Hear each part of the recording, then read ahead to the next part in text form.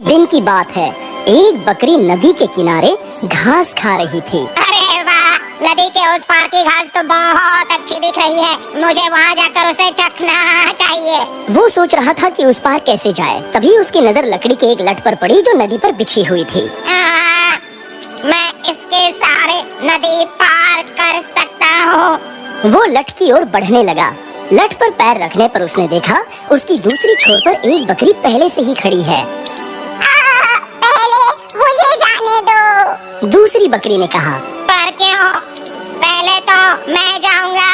नहीं नहीं, लकड़ी पर पहले मैं चढ़ा तो पहले मैं जाऊंगा। दूसरी बकरी ने कहा।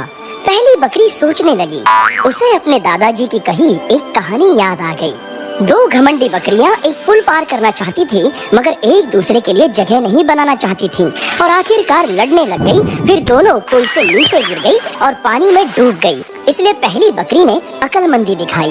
दोस्त, ये लड़ने का वक्त नहीं है, दिमाग से काम लेते हैं। मैं यहाँ झुक जाता हूँ और तुम मेरे ऊपर से छलांग लगाकर उस पार चले जाना।